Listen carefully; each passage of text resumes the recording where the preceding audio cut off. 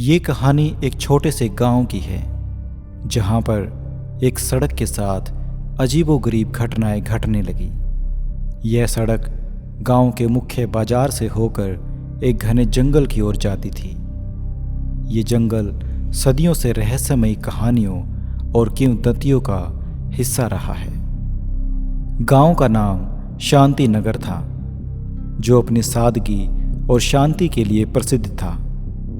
गांव के लोग बड़े ही सीधे साधे थे और बहुत ज़्यादा मेहनती भी थे। एक दिन गांव के लोगों ने निर्णय लिया कि बाजार से जंगल तक एक नई सड़क बनाई जाए, जिससे गांव का विकास हो सके और व्यापार में भी वृद्धि हो।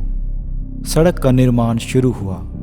लोगों में उत्साह था और सभी ने मिलकर इस काम को पूरा करने का निश्चय किया। गांव के बुजुर्गों ने जंगल की कहानियों के बारे में चेतावनी दी, लेकिन युवा पीढ़ी ने इसे महज एक पुरानी कहानी मानकर अनदेखा कर दिया।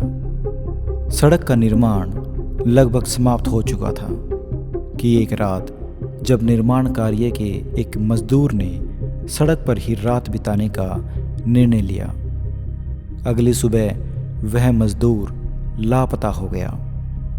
गांव में हड़कंप मच गया और लोग भयभीत हो गए। काफ़ी खोजबीन करने के बाद भी मजदूर का कोई पता नहीं लग पाया। मजदूर की गुमशुदगी के बाद गांव में अजीब सी घटनाएं होने लगी। गांव के आसपास के पेड़ अपने आप हिलने लगते, रात में अजीब आवाज़ें सुनाई देती और कई बार बिना हवा के भी सन्नाटा छा जाता। लोग धीरे धीरे उस सड़क से दूर होने लगे और जंगल की ओर जाने से कतराने लगे। गांव के सबसे बुजुर्ग व्यक्ति दादा श्री ने गांव की पंचायत को इकट्ठा किया और जंगल के रहस्यों के बारे में विस्तार से बताया। उन्होंने कहा कि उस जंगल में एक प्राचीन देवता का निवास था, जिसे परेशान नहीं किया जाना चाहिए था। उन्होंने बताया कि सड़क के निर्माण से देवता नाराज हो गए और इसलिए ये अजीब घटनाएं हो रही हैं। पंचायत ने ये डिसाइड किया कि देवता को प्रसन्न करने के लिए एक पूजा का आयोजन किया जाएगा। इसके लिए जंगल के पास एक मंदिर में विशेष अनुष्ठान करने का निर्णय लिया गया।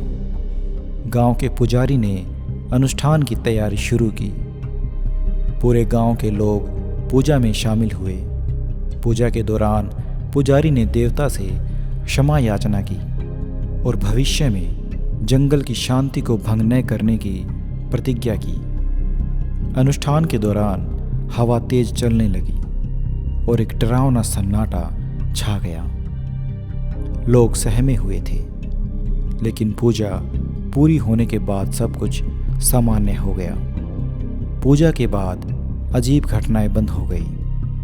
गांव के लोग राहत की सांस लेने लगे, लेकिन सड़क अब भी लोगों के लिए एक डरावना स्थान बनी रही। गांव के लोगों ने निर्णय लिया कि वे इस सड़क का इस्तेमाल दोबारा नहीं करेंगे और जंगल के देवता की शांति को बनाए रखेंगे। समय बीतता गया और नई पीढ़ी का आगमन हुआ। नई पीढ़ी के लोग उन पुरानी कहानियों को महज किंवदंती मानकर नज़रअंदाज करने लगे। एक दिन गांव के कुछ युवाओं ने उस सड़क पर जाने का निर्णय लिया। वे जंगल के भीतर घुस गए और वहां के प्राकृतिक सौंदर्य को देखने लगे। जब वे युवा जंगल से लौटे तो उन्होंने देखा कि वहां का माहौल बिल्कुल शांत और सौम्य था। कोई अजीब घटनाएं नहीं घटी।